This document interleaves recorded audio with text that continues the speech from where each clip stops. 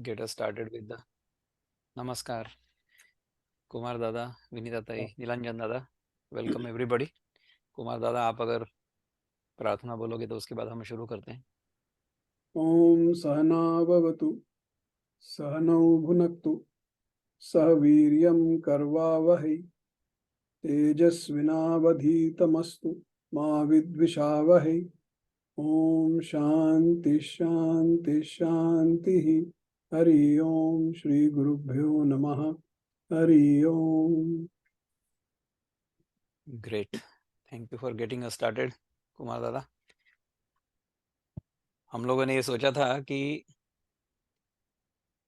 जो हमारे मन का विषय है, जो हमें अंदर से अच्छा लगता है और जिस पर हम हमेशा हमारा ध्यान केंद्रित करते हैं, उस विचार पर हमारा सारा जीवन आधारित होता है, उसके बारे में कुछ चर्चा करेंगे। तो मेरे जीवन में तो जो अभी फोकस है वो गीता का फोकस है सारा। तो गीता हमें अपने जीवन में, हम जहाँ पर हैं वहाँ से धीरे से हाथ पकड़कर आगे ले जाती। Doesn't matter where we are, and if we simply analyse our experience, everyday experience, हमारे हर रोज के जीवन में जो हमें अनुभव आते हैं उन्हीं का हम लोग अगर विश्लेषण करते हैं अच्छी तरह से, तो हमें जिस प्रकार के दुखों का सामना करना पड़ता है या जिस प्रकार का सुख हम चाहते हैं वो हमें मिल सकता है। क्योंकि हमारे जीवन की सारी जो प्रेरणा है वो सारी प्रेरणा है सुख की प्राप्ति और दुख की निवृत्ति। इसके कारण हमारा जीवन चलता है। तो हम, हमारे जीवन का सुख कहाँ है, इसके बारे में अज्ञानी होते हैं। अज्ञानी यानी अपूर्ण ज्ञान होता है, हमारा पूरा ज्ञान नहीं होता है। क्योंकि हमें सुख की जो प्रक्रिया होती है उसका पता नहीं होता है। वो अगर पता चल गया तो फिर हम हमेशा सुख में ही रहेंगे, हम हमेशा सुख का अनुभव करेंगे और दुख की पूरी तरह से निवृत्ति हो जाएगी। तो जैसे ही हमारा जन्म होता है वैसे हमें हमारे इंद्रियों के माध्यम से इस जगत का एक अभूतपूर्व ऐसा अनुभव आता है। There is a vivid experience of this world as soon as we are born, and as soon as we open our eyes we are wondering कि ये सब क्या हो रहा है, what is all this। क्योंकि हमको आंखों से दिखाई देता है, कानों से सुनाई देता है, नाक से हमारे गंध आती है, त्वचा से स्पर्श होता है और रसना से हमें रस का अनुभव होता है। तो इन पांचों इंद्रियों से हमें जगत का जो अनुभव होता है वो हमारे लिए इतना विविड होता, इट इज वेरी एम्पावरिंग, और इट्स वेरी एंचेंटिंग। उसमें हम लोग फंस जाते हैं। क्योंकि हमें ये लगता है कि जब हमारे इंद्रियों का किसी भी विषय के साथ संपर्क होता है तो उसमें हमें सुख मिल रहा है, इस प्रकार की अनुभूति हमें होती है, इस प्रकार की भ्रांति हमारे मन में होती है। लेकिन होता क्या है कि जब तक वो संयोग होता है तब तक वो अनुभव होता है। लेकिन जब वो संयोग टूट जाता है या फिर संयोग अधिक काल तक रहता है, उसके बाद भी जिस संयोग से सुख की अनुभूति हो रही थी उसी संयोग के कारण दुख की अनुभूति होती है। इसको समझते समझते हमारी आयु काफी बीत जाती है। जितनी जल्दी हमको ये समझ में आता है उतना अच्छा है। तो ये हमें कैसे समझेगा। तो जिसको ये समझ में आया है उसके पास अगर हम बैठेंगे और उससे सीखेंगे तो हमें समझ में आएगा। तो इस प्रकार से दुख निवृत्ति और परम सुख की प्राप्ति हमें गीता के माध्यम से मिल सकती है। अगर हम गीता की ओर इस प्रकार से देखें तो गीता क्या है कि हमें हम जहाँ पर हैं वहाँ पर मार्गदर्शन करेगी, उसके आगे ले जाएगी, वहां पर मार्गदर्शन करेगी, और उसके आगे ले जाएगी, और वहां जाकर के हमको ऐसी जगह पे बिठाएगी जहां से फिर यहाँ दुख की जो दुनिया है उसमें आने की कोई जरूरत नहीं है ना। यद गत्वा न निवर्तन्ते तद्धाम परमम मम, this is where Gita will take us. अगर हम इसकी ओर अच्छी तरह से ध्यान देंगे तो पहले हमको क्या लगता है कि ये बाहर का जगत जो है वो सत्य है, ऐसा लगता है, और हम जगत की वस्तुओं को प्राप्त करने का प्रयत्न करते हैं, उसमें कर्म करते हैं। जब तक हमें ये कर्तव्य होता है कि मैं कर्म कर रहा हूँ, तब तक उस कर्म का हमें फल मिलता है, और कर्म का फल हमें भुगतना पड़ता है, अच्छा हो या बुरा। अगर अच्छा फल मिलेगा तो सुख की अनुभूति होती है, और अगर बुरा फल मिला तो फिर दुख की अनुभूति होती है, लेकिन वो कर्म के ऊपर निर्भर होता है। अगर हम कर्म ठीक से करेंगे, कर्म अगर जो प्रकृति के या जगत के नियम हैं उनके अनुसार होंगे, तो उन कर्मों का फल अच्छा मिलेगा, और उससे हमें सुख की अनुभूति होगी। कर्म करते समय ऐसा हो सकता है कि हमें दुख की अनुभूति हो, या हमें ऐसा लगेगा कि ये हमको अच्छा नहीं लग रहा है, ऐसा हो सकता है, लेकिन उसका जो परिणाम होता है वो परिणाम सुखरूप होता है। ये अनुभव हमें करके और सीखना होता है, और जब तक हम ये नहीं सीखते हैं तब तक हम क्या करते हैं कि कर्म करने में हमें अगर सुख की अनुभूति हो रही है तत्काल, तो हम उस कर्म को करते हैं, वो कर्म हमारे लिए अच्छा हो या ना हो। इसको कहते हैं सकाम कर्म, ये कामना सहित कर्म। और हम अगर समझ लेंगे कि कई कर्म हमें करने पड़ते हैं जो करते समय हमें सुख की अनुभूति नहीं देते हैं, लेकिन वो श्रेयस्कर होते हैं या श्रेयस होते हैं, तो उनके उनका जो परिणाम होता है वो परिणाम सुखरूप होता है। तो करते समय हमें कष्ट होता है, किंतु कर्म का जब फल मिलता है तब हमें सुख की अनुभूति होती है। तो ऐसे कर्म जो होते हैं वो धर्म के अनुसार होते हैं। धर्म जो है वो इस सृष्टि को जो धारण करता है उसको कहते हैं धर्म। जिसने ये सृष्टि सारी धारण धारण की हुई है, और सृष्टि ने जिसको धारण किया हो, ये है धर्म। This is basically natural law. This whole world operates according to natural law.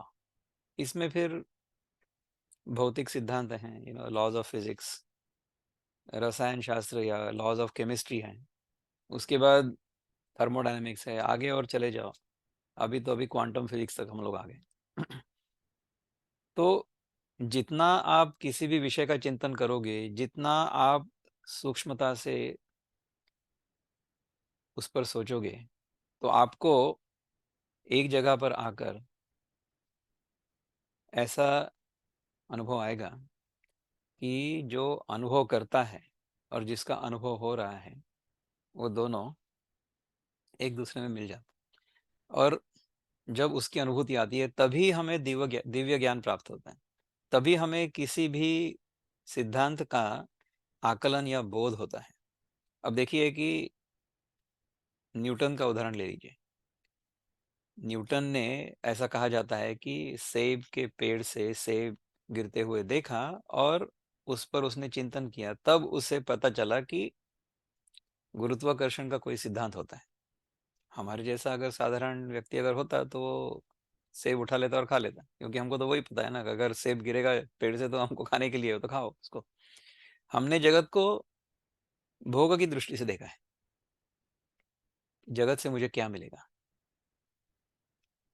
इस प्रवृत्ति में हम लोग जब तक रहते हैं, इस मनस्थिति में हम लोग जब तक रहते हैं, तब तक हमें धर्म के अनुसार आचरण करना चाहिए। क्योंकि मैं अगर सृष्टि से कुछ ले रहा हूं तो मेरे उस वस्तु को लेने के कारण किसी और को कष्ट नहीं होना चाहिए।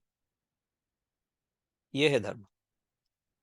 Because I live to pursue my joy or happiness, my pursuit of joy or happiness should not hinder anybody else's pursuit of joy and happiness.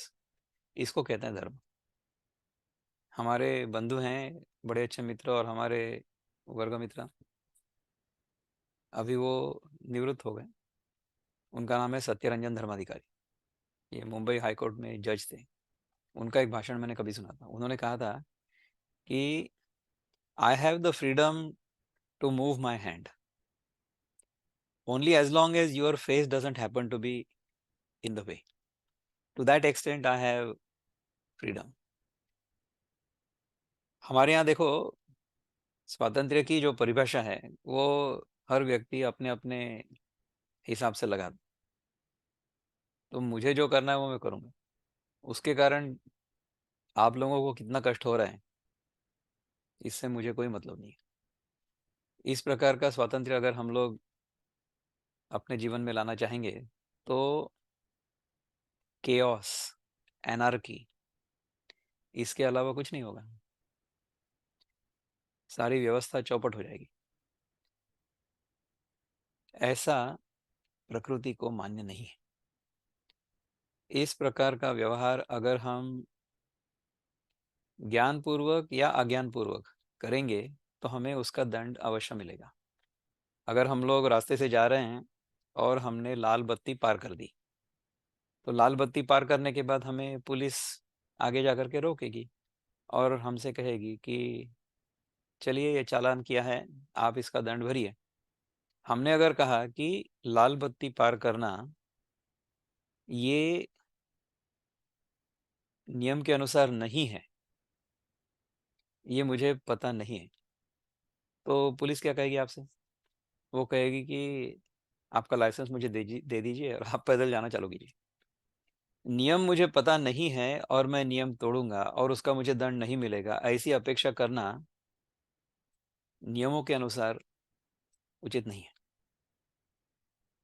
Ignorance of law is not an excuse to escape the consequences of wrong actions or unlawful actions. तो हमें ये सीखना होता है। तो प्रकृति के जो नियम हैं वो अगर हम सीखें और उसके अनुसार हमारा जीवन हो तो हमारा जीवन बहुत अच्छी तरह से चलता है। इसका अनुभव मैंने स्वयं किया है अपने जीवन में। तो जब तक हम अपने आप को कर्ता मानते हैं, जब तक हम अपने आप को देह मानते हैं, जीव मानते हैं और जगत को सत्य मानते हैं और जगत में कुछ करने का प्रयत्न करते हैं और उस करने के कारण जो परिणाम मिलेंगे उनसे हम सुख की अपेक्षा करते हैं, तो हमें धर्म के अनुसार रहना होगा। we'll have to live in this world according to the laws of the world। और जो हम समाज में रहते हैं उस समाज के जो नियम होते हैं वो समय समय पर बदलते हैं, तो उन नियमों के अनुसार हमें रहना आवश्यक है। तो आजकल हम लोग रहते हैं लोकतंत्र में, तो जो लोकतंत्र में जो बहुमत होता है उसके अनुसार जो नियम बनते हैं उसके अनुसार हमने सभी ने रहना चाहिए, ऐसी अपेक्षा है। वो अगर हम नहीं करते हैं तो जो आज की समाज व्यवस्था है वो चौपट हो जाएगी। वो नहीं करना है हमें। अगर हम लोग नियमों के अनुसार रहेंगे सभी लोग, तो इसमें ऐसा है कि जो नियमों को लोगों पर नियंत्रित रखता है और लोगों को नियंत्रित रखता है नियमों के अनुसार, उसका आचरण शुद्ध होना अत्यावश्यक है। So the person who is responsible for enforcing the law should ensure that he is clean from within and he is following all the laws. Only then he is able to control and he is able to ensure that everybody is actually following the laws. मराठीत आपण म्हणतो ना की कुंपण शेत खाता, तसं होतं। म्हणजे आपण कुंपण लावलं, हमने we erected a fence hoping that the fence is going to protect the field, But if the fence itself is going to start eating the field, इसका अर्थ यह हुआ कि जिन लोगों को हमने नियमों का नियंत्रण करने के लिए रखा है, उन्होंने ही नियमों का उल्लंघन किया। तो फिर सामान्य जो लोग हैं हमारे जैसे, वो नियमों का पालन करेंगे ऐसी अपेक्षा कैसे कर सकते? ऐसा नहीं हो सकता। तो जब तक हम इस समाज में रह रहे हैं, तब तक हमें समाज के नियमों का पालन करना होगा। और हम प्रकृति में रहते हैं तो हमको प्रकृति के नियमों का भी पालन करना पड़ेगा। तो समाज के प्रति हमारा कर्तव्य होता है, प्रकृति के प्रति हमारा कर्तव्य होता है, और हम जिस परिवार में होते हैं उस परिवार के प्रति भी हमारा कर्तव्य होता है। तो हम जो करते हैं हमेशा, वो अगर सेवा भाव से, कर्तव्य भाव से करेंगे, और हमारे मन में हमेशा ये रहेगा कि हाँ, मैं ये कर्तव्य करके कर रहा हूँ, और इसका जो परिणाम मुझे अपने लिए चाहिए है, वो मैं स्वार्थ से प्रेरित ना करके और समष्टि के कल्याण के लिए करूँ। तो मैं जो कर्म करूंगा परिवार के लिए, वो परिवार के कल्याण के लिए। मैं जो समाज के लिए कर्म करूंगा, वो समाज के कल्याण के लिए। और मैं जो प्रकृति के लिए कर्म करूंगा, वो प्रकृति के कल्याण के लिए। अगर ऐसा होगा तो मेरा जो जीवन है, मेरा जो कर्म है, उससे मेरी चित्त शुद्धि होगी। ये अनुभव है। ये मैं नहीं कह रहा हूँ, ये हमारे जो मास्टर्स हैं, जिनका हम अनुकरण करते हैं, आचार्य जो है हमारे शंकर, वो कहते हैं कि कर्माणि चित्त शुद्धर्थम, उसके लिए कर्म करना। उसके बाद में जैसा जैसा हम कर्म करेंगे निस्वार्थ बुद्धि से, और हमारा चित्त शुद्ध होगा, तो हमें ये अंदर से पता चलने लगेगा कि ये सारा का सारा जो हो रहा है, वो प्रकृति के नियमों के कारण, ये कुछ नियमों में बंधा हुआ है। तो ये नियम क्या है, और नियमों का नियंत्रण करने वाला कौन है, नियंता कौन है? ये जो नियंता है, उसको हम ईश्वर कहते हैं। तो इस ईश्वर को जानने के लिए हमने हमारे मन को किस प्रकार से अनुशासित करना है, उस अनुशासन का नाम है योग। जो पतंजलि मुनि ने हमें योग शास्त्र समझाया, जिसमें हम अष्टांग साधना करते हैं, यम नियम आसन प्राणायाम प्रत्याहार धारणा ध्यान समाधि, इनके कारण हम हमारा मन अनुशासित करते हैं। और उसके बाद हम लोग ये जानने का प्रयत्न करते हैं कि ये ईश्वर जो है, जिसके नियंत्रण में ये सारा जगत काम करता है, ये कौन है। वो जब हम करते हैं, तब हम गीता के 12वें 13वें अध्याय में पहुंचते हैं। तो पहले गीता के 6 अध्यायों में कर्म क्या करना है उसके बारे में चिंतन होता है। छठे अध्याय में योग के ऊपर चिंतन होता है। उसके बाद में जो 7 8 9 10 11 12 अध्याय हैं, उसमें उपासना का शास्त्र है, या जो ईश्वर के प्रति हमारे मन में एक आदर भाव होता है या प्रेम भाव होता है, उसका सारा वर्णन है। तो उसके प्रति समर्पित होना, उसके प्रति आदर भाव होना, उसके प्रति प्रेम भाव होना, और उसकी उपासना करना, ये है भक्ति का मार्ग। तो हमारे मन की जैसी प्रवृत्ति होगी, उस प्रकार से हम लोग कर्म कर सकते हैं, या योग की उपासना कर सकते हैं, योग की साधना कर सकते हैं, या फिर उपासना कर सकते हैं। पर इन सब का जो फलित है, वो फलित ये है कि हमारे मन में यह जिज्ञासा उत्पन्न हो कि ये ईश्वर जो मैं सोच रहा था, इस जगत का नियंता, ये कौन है। इसके चिंतन में मैं जब लग जाता हूँ, तब गीता के 13वें 14वें 15वें अध्याय में पहुंच जाता हूँ। और फिर 15वें अध्याय में जाकर भगवान हमसे कहते हैं, या भगवान अर्जुन से कहते हैं, कि ये जगत जो है ना, ये है, जैसा दिख रहा है वैसा नहीं है, उल्टा है। ऊर्ध्व मूलम अधः शाखम अश्वत्थम प्राहुरव्ययम्। इसको जो जानता है, वो वेदविद है। और अगर हम देखेंगे अपना अनुभव, अभी का अनुभव, कि हमको जो आकृति सीधी दिख रही है, उस आकृति का प्रतिबिंब हमारे आंखों के अंदर उल्टा पड़ता है, ऊर्ध्व मूलम अधः शाखम। और उसकी जब संवेदना मेरे मस्तिष्क में होती है, मेरे दृष्टि केंद्र में, वहां पर जो रासायनिक प्रक्रिया होती है उसका मुझे अनुभव होता है, और उससे मैं ये अनुमान लगाता हूँ कि मेरे सामने कोई आकृति है। तो इस प्रकार की संवेदना जो हमारे मन में होती है, 5 प्रकार की संवेदना होती है, शब्द, स्पर्श, रूप, रसगंध, उसके कारण हमें जगत का अनुभव होता है। जगत बाहर है ऐसा लग रहा है, लेकिन अनुभूति मुझे केवल उसके प्रतिबिंब की संवेदना के रूप में मेरे मन में हो रही है। ये समझ में आता है। ये समझ में आया तो उसके बाद क्या होगा कि मुझे ये पता चलेगा कि मेरे मन में जो अनुभव आ रहा है उसका प्रतिबिंब मैं जगत में देख रहा हूँ। और प्रतिबिंब को सुधारने के लिए क्या करना पड़ता है? हम प्रतिदिन सुबह उठते हैं और दर्पण में हमारा प्रतिबिंब देखते हैं। तो अगर दर्पण में पड़े हुए प्रतिबिंब को हमें सुधारना है तो हमें क्या करना होगा? पुताई हमारे चेहरे पे करनी पड़ेगी।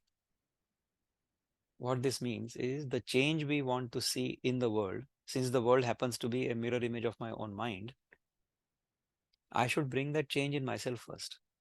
So if I bring that change in myself first, I will automatically, naturally see that change in the world. इसलिए भगवान हमको छठे अध्याय में ही कह देते हैं कि उद्धरेद आत्मन आत्मानम नात्मानम अवसादयेत आत्मैव ह्यात्मनो बंधु आत्मैव रिपुरात्मनः। यह है श्लोक कि हम हमारा उद्धार स्वयं कर सकते हैं। और सच ये है कि हम केवल हमारा ही उद्धार कर सकते हैं, हम जगत का उद्धार कर ही नहीं सकते। ये अगर हमें पता चल गया तो हम लोग अपने आप पर काम करना शुरू करते हैं।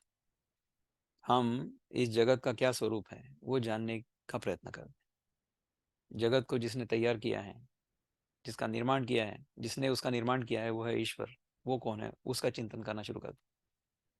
और ये करते करते हम अपने अपने पास पहुंच जाते।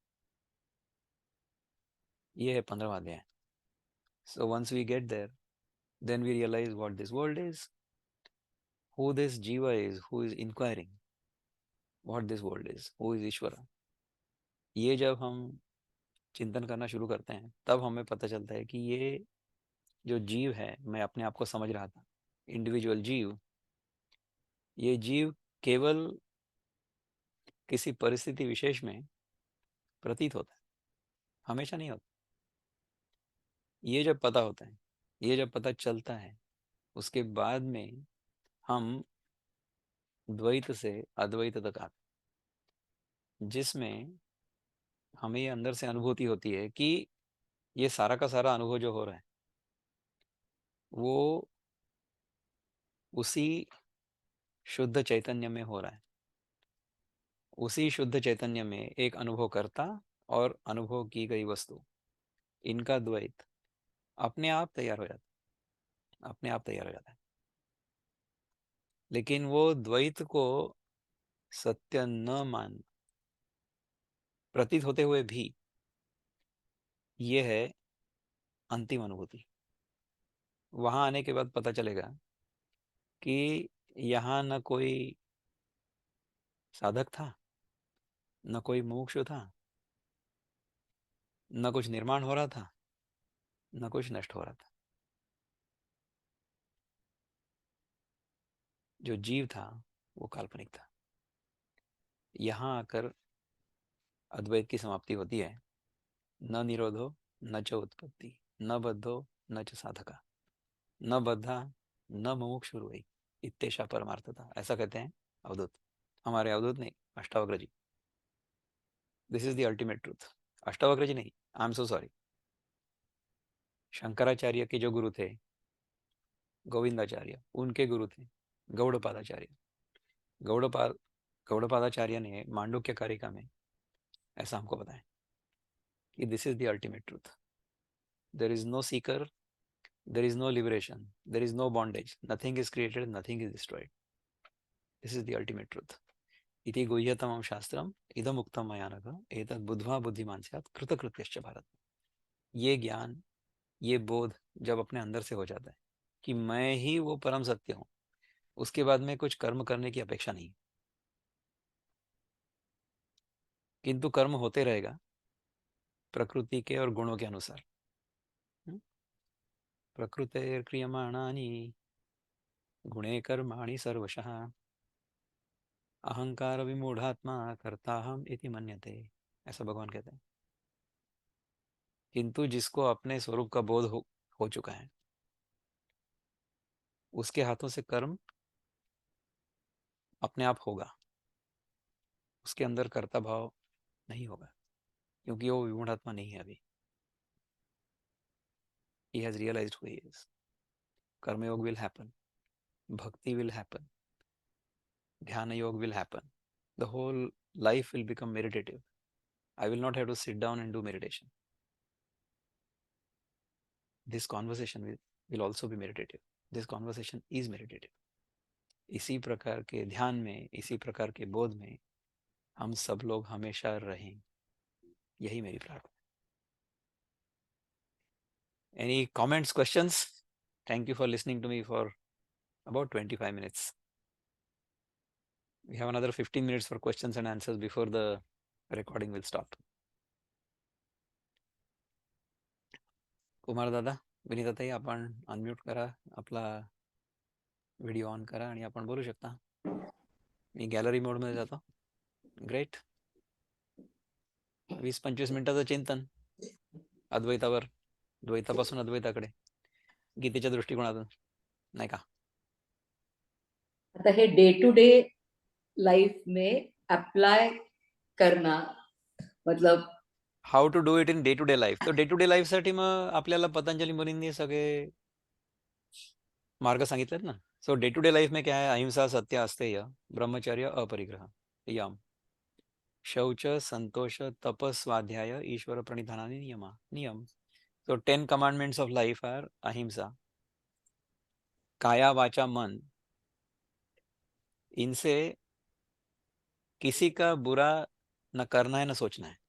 अहिंसा. सत्य, be truthful to yourself, forget about the that world. is easy. हाँ, That is so easy. That is done. at least be truthful to yourself. ठीक है, सहिंसा सत्य. अस्तेय, don't covet anything.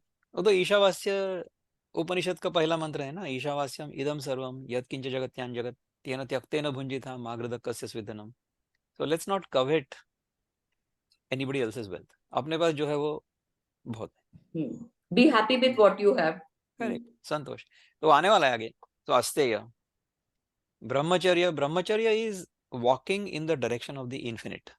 So when we are walking in the direction of the infinite, when we are trying to seek something higher or larger, then something smaller is going to get dropped off. So our life will become regulated. Even when we are pursuing some worldly goal, I always like to give the example of Sachin Tendulkar. You know, he became the greatest batsman in the world because during his childhood, he never pursued or paid attention to those things which common teenagers would be interested in, like going to movies or going to parties or doing this, doing that. No, he was focused on his batting. तो यानी ये जो smaller joys थे ना, वो सारे उतर गए ना, यानी दे जस्ट ड्रॉप्ड अवे. ऐसा होता है. So when that happens, that is called brahmacharya. Brahmacharya is not celibacy. You know, people think of brahmacharya as celibacy. Celibacy is just one small aspect of brahmacharya. All of our rishi munis who told us all of these things, they were all householders. They were married. They had children. So celibacy is in the mind. ये पता होना चाहिए. So brahmacharya. Then aparigraha. Aparigraha means not collect things unnecessarily. Because everything we collect, with every single thing there is a small bond. तो जितनी कम वस्तुओं के साथ हमारा जीवन चल सकता है, live a simple life, simple living and high thinking, वो करो. 5 हो गए यम. Then the world is not a problem to us and we are not a problem to the world. Is for our own safety. Then we have to protect our selves from ourselves. तो हमने अभी जगत से तो अपने आप को बचा लिया. अपने आप से बचाने के लिए फिर शौच, बी क्लीन, नहा धो के बैठो रोज. 2 बार नहाओ, 3 बार नहाओ, क्या फर्क पड़ता है. So not just physical cleanliness, but also what kind of thoughts do we entertain? So whatever we are taking in, we want to make sure it is pure. Shaucha, santosh, be content with whatever you have. Don't covet. कितना, what is the limit for that? There is no limit if I have, है ना? तो उसमें कुछ limit होना चाहिए, वो self impose limit होना चाहिए, तब जाकर के आप शांत रहोगे, संतोष। तप, तप यानी जीवन में कष्ट आएंगे, लेकिन उनको हमको सहन करना, वो है तप। और even the sadhana we are doing it consistently because there will be difficulties, तो उसको ठीक से करना, वो है तप। स्वाध्याय, स्वाध्याय is what we are doing right now, inquiry about the self with an eye. लोग ई से कर रहे थे अभी तक, कैजुअल इंक्वायरी, वैसा नहीं करना, इंक्वायरी अबाउट द सेल्फ। और लास्ट वन इज ईश्वर प्रणिधान। ईश्वर प्रणिधान is basically understanding and adhering to nature's laws. ये अगर हमको पता चल गया, these are the 10 commandments of our life to live here, ये पतंजलि मुनि ने बताया, राइट? बाकी जो भगवान बताते हैं 15वें अध्याय में, वो क्या है? निर्माण मोहा, जित संग दोषा, अध्यात्म नित्या, विनिवृत्त कामा, द्वंद्वैर्विमुक्ता। तो दीज आर मोर सटल। निर्माण मोह यानी हमको मान का मोह नहीं होना चाहिए, यानी not just that people should not respect अस और व्हाटएवर, वो तो होना ही नहीं चाहिए, छोड़ो। If somebody doesn't respect us, that is good, वो आदमी हमारे जीवन से चला गया, हम उसके जीवन से चले गए, अपन फ्री हो गए उससे। निर्माण मोह, उसमें मेजरमेंट से अटैचमेंट जो होता है ना हमारा, मेजरमेंट से, तो मेजरमेंट हम क्या करते हैं? देश काल वस्तु। तो वस्तु यानी हमारा शरीर हो गया वस्तु, इट इज 65-70 किलो और वट, उससे अपने आप को मान लिया, काल में नाप लिया, from the date of birth to date of death, इसके बीच में ही मैं हूँ, उसके आगे नहीं हूँ, काल में नाप लिया। ये मान, मान यानी मेजरमेंट ऐसा है। तापमान जो बोलते हैं ना हम लोग, आज के 4 महानगरों का तापमान, which means the measurement of heat. तो ये हमने अपने आप को वस्तु में मान लिया है, और या नाप लिया है, या सीमित कर लिया है, काल में नाप लिया है। सो ये है देश काल। और देश यानी स्पेस, यानी my size is 6 foot tall and 2 feet wide और whatever. So within that space we have limited ourselves. देह के माध्यम से ही हमने अपने आप को नाप लिया है, मान लिया है, ये गलत। निर्माण मोह, जित संग दोषा। संग दोष मतलब संग के कारण हमें जो सुख की अनुभूति होती है, और हम हमेशा वस्तुओं के पीछे भागते रहते हैं और सुख प्राप्त करना चाहते हैं, उससे छुटकारा, जित संग दोष। अध्यात्म नित्या means inquiring about our own self at all times. हमारी आध्यात्मिक प्रगति कैसे हो? आधी भौतिक प्रगति हो चुकी है हमारी ईश्वर की कृपा से, आधी दैविक हमारे ऊपर कृपा है सारे देवताओं की, तो आध्यात्मिक प्रगति हमें करनी है। अध्यात्म नित्या, विनिवृत्त काम, कामनाओं का पूरी तरह से त्याग, क्योंकि हमें पता चल गया है कि बाहर का जगत जो है वो हमारे मन का प्रतिबिंब है, तो उसके ऊपर हम आसक्त क्यों होंगे? नहीं होंगे। विनिवृत्त काम और द्वंद्वैर्विमुक्ता। द्वंद्वैर्विमुक्ता यानी get rid of this notion of duality, उससे मुक्त हो जाओ। द्वंद्व जो है हमारे जीवन में हमेशा होते हैं, सुख दुख, लाभ हानि, जय पराजय, इससे मुक्त हो जाओ। वो कब हो जाएंगे? जब हमें पता चलेगा कि सारे के सारे जो काम हो रहे हैं इस दुनिया में, जो क्रियाएं हो रही वो सारी प्रकृति के और गुणों के संयोग से हो रही है।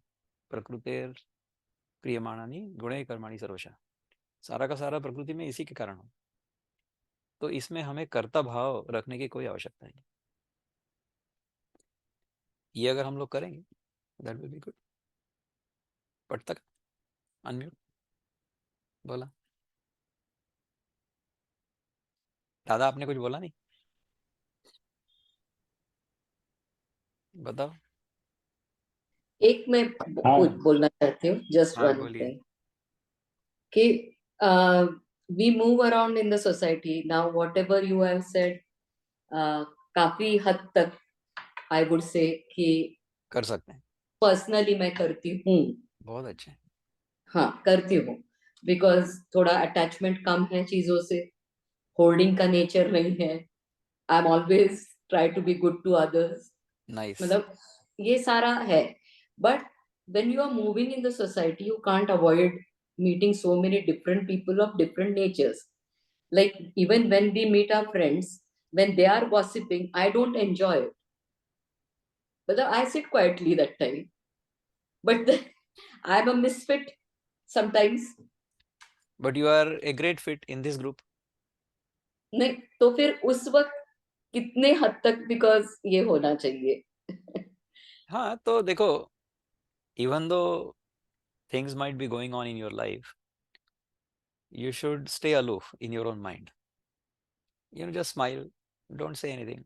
If somebody asks you a question, you can just smile and say, if you don't want to answer, then say, I don't know. या फिर you can say, why do you want to know? Why do you want to ask? क्यों पूछ रहे हो? If people ask you a question, then you ask them, why are you asking? Why do you want to know? इससे क्या होगा? So there is no need to answer every question from every person. You can just smile and say, I don't know. If you say, I don't know, then nobody will ask you any further questions.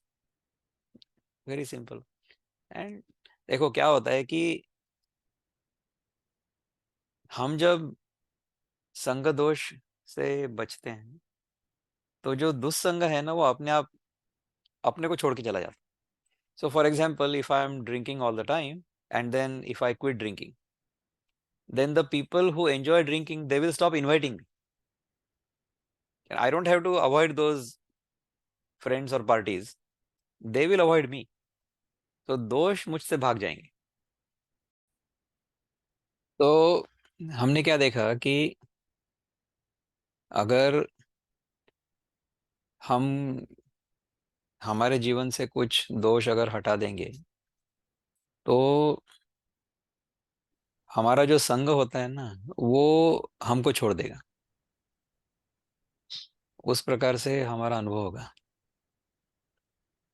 तो अभी देखो, हम जो कुछ करते थे पहले, वो अगर हमने करना छोड़ दिया, तो उसमें जिन लोगों को इंटरेस्ट था, वो सारे लोग हमारे जीवन से ऐसे ही चले गए ना अपने आप. उन्होंने हमको भी बुलाना छोड़ दिया. कितना अच्छा है.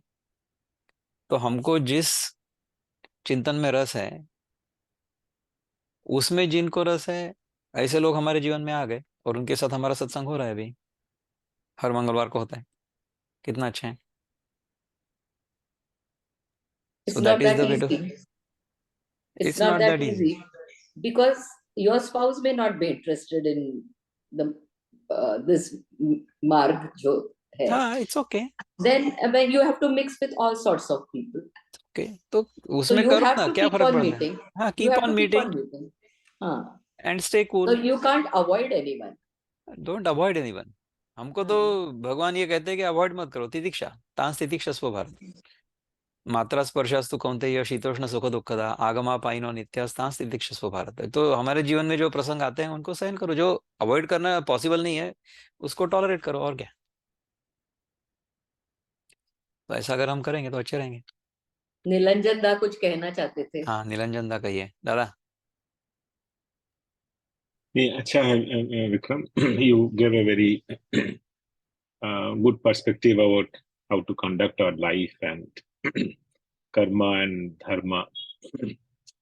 What I like to say here, that of course we have to do karma as per the karma yoga attitude.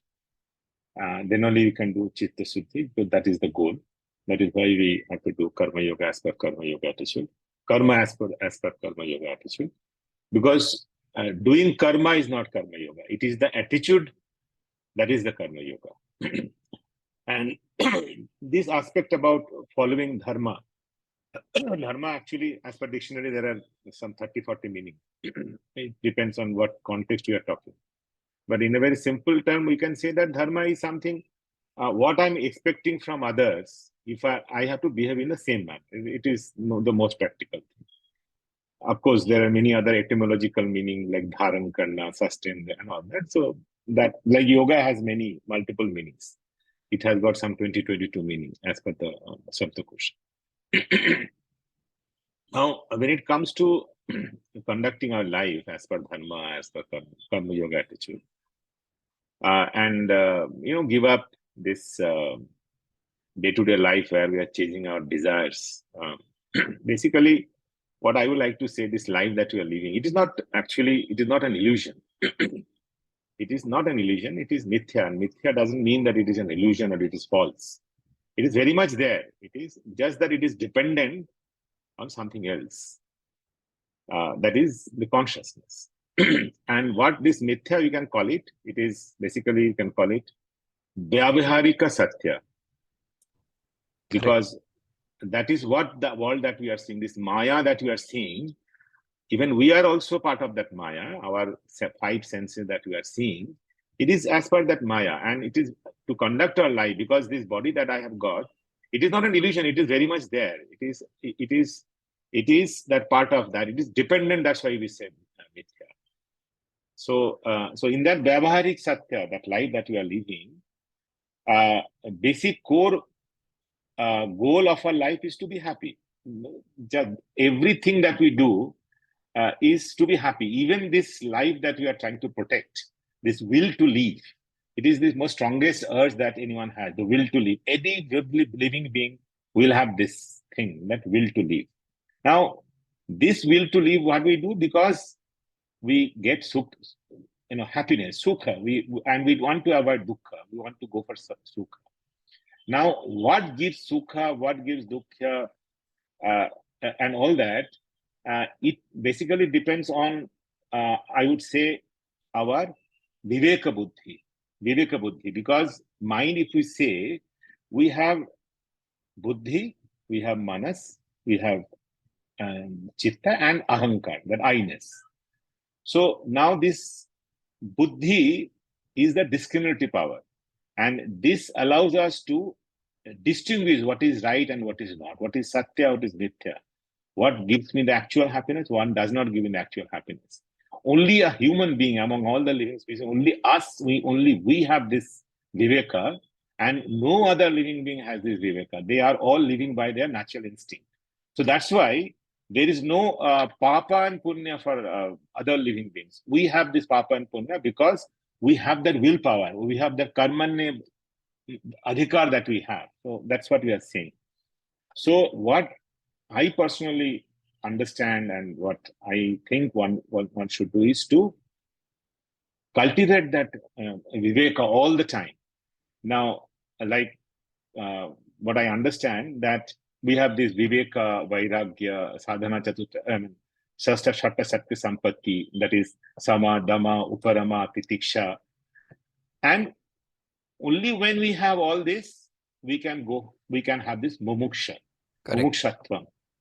Because unless we can discriminate, we cannot discriminate. If you think, oh, this life is good, and this is how I'm getting happiness, I keep on doing it. That is what 99.9% people do it, because they don't have the viveka. This is also because of karma phala, the past life, whatever you have done. It's the grace. It is the blessings of the Ishvara that we get the viveka, and not everybody gets it.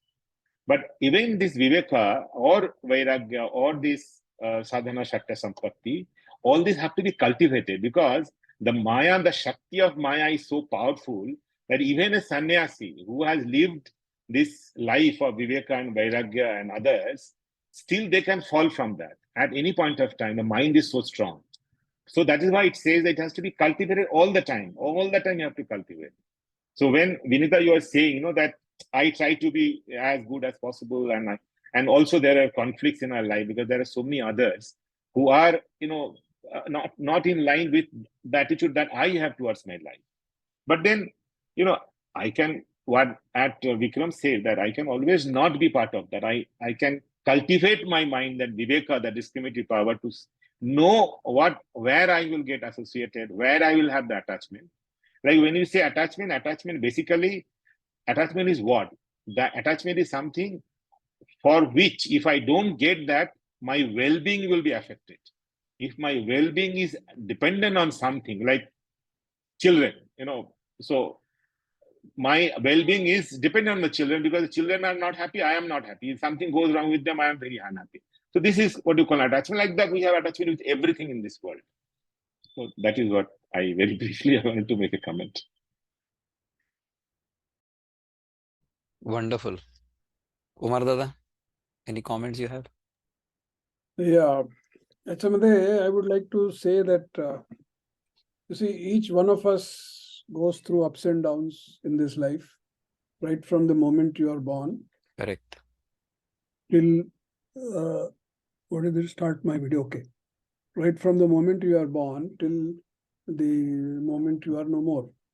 So during this lifespan, there are continuously, it is like a graph going up and down. It's like stock market.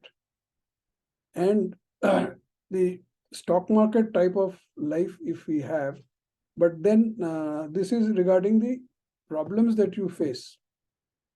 But if you want to maintain an equilibrium in all this turmoil, the answer to that, according to my understanding, is that you stop becoming a consumer.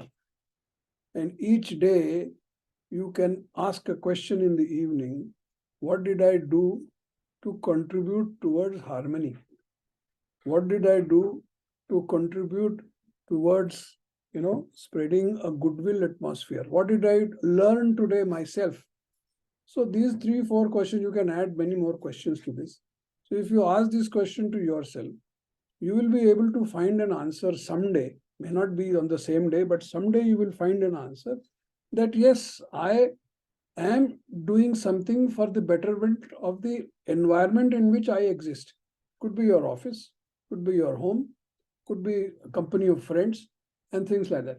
So therefore, if this question is asked, so what result you get is that your mind does not entertain any ill feeling about anybody. Even if that other person has, damaged you in some way, either in whatever way, could be mentally damaged, means something you don't expect out of a junior. He goes out and talks something nonsense about you. Even that is hurting you. But then even if that is done by that person, you only have to realize that okay, that person has done. उसने बोला तो उसी को तेरा तुझको अर्पण, जो हम भगवान को कहते हैं तेरा तुझको अर्पण, वैसा ही same attitude we should have against people who are not according to, I mean, not behaving according to what you would like to. At the same time, you should also ask a question, if I am in his shoes, what will I do? Will I also act in the same manner? If the answer is yes, that means I am at fault. So the question and answer, if you do to yourself, you get answers to many, many things. And thereby the learning can start. And this learning is permanent learning. You never forget, because the answer is coming within you, from within you. So this is a permanent there in your mind. So therefore, this question is contributing or consuming. When we say consuming, so this is the part of contributing, I said. Now, when you talk of consuming, now in the case of consuming, it can be related to your environment. It can be related to your responsibility towards the society. It could be your little work, like in our group, our Sandeep does a lot of work. He goes about every Sunday cleaning walls and painting walls and doing a lot of charity donation, and physically also he is doing a lot of things. So that is contributing towards the society, which is excellent according to me. So everybody may not be able to do what Sandeep is doing, but in whatever way is possible, am I contributing or am I only consuming? So this question, if you ask yourself, and there also you will get an answer, a true answer, because you don't lie to yourself. You can lie to others, but you just don't lie to yourself. You realize your own mistakes and you realize how to overcome those mistakes. So this is what the understanding is. Even in Gita, we learn from Bhagavan Krishna also teaches us a lot of things which are concerning our behavior, a lot of things concerning how we have to conduct ourselves in the society. So basically, this is the learning, and I feel if this single thought, if you maintain in your mind, today morning, I am not going to cause any misery to any living being, whether it is an ant, like you are walking on the street, if you should avoid all those creatures. Cheaty hai ya kuch hai, so normally people walk straight, while running people run and don't bother kya hai niche. That is okay, exercise ho raha hai, so you're not doing it purposely. But when you are slowly walking on the street or on your garden, if you come across some insect, never step on them. Maybe next life you will become that insect and somebody will step on you. This could happen. You never know. So Yeah, therefore, that's true. this it's a question of your attitude of looking towards this world. What is this world and what I am going to derive out of it? That question is wrong. What is this world means what I am seeing, I am experiencing, and how I can be an addition, add to it in some way, whatever way I can. This is what I understand from today's talk. Nilanjan also given us good example of how, and of course you, Vikram. I mean, I can really appreciate the way you remember all those shlokas and मेरे तो पल्ले ही नहीं पड़ता वो. All those shlokas, I just can't remember. नहीं, ये ईश्वर की कृपा है. ईश्वर की बिल्कुल, ये दिस इज अ गिफ्ट, ईश्वर की कृपा है. तो इसमें So, मेरा कुछ नहीं है, मेरा कोई कर्ता भाव नहीं है इसमें. ये ईश्वर की कृपा से सारा होता है, ये मेरा दृढ़ विश्वास है. yeah, so तो everything बिल्कुल करेक्ट है. आप अगर प्रार्थना करेंगे तो हम इसी बात पे आज का कार्यक्रम यहाँ पे समाप्त करते हैं. कुमार दादा कहिए. नेक्स्ट वीक का क्या कौन करने वाला है वो डिसाइड कर लो. हाँ करते हैं, प्रार्थना की बात करते हैं, फिर मैं रिकॉर्डिंग स्टॉप करता हूँ. प्रार्थना कर लेते हैं. ओम पूर्णमदं पूर्णमिदं पूर्णात् पूर्णमुदच्यते पूर्णस्य पूर्णमादाय पूर्णमेवावशिष्यते. ओम शांति शांति शांति. हरि ओम. श्री गुरुभ्यो नमः. हरि ओम.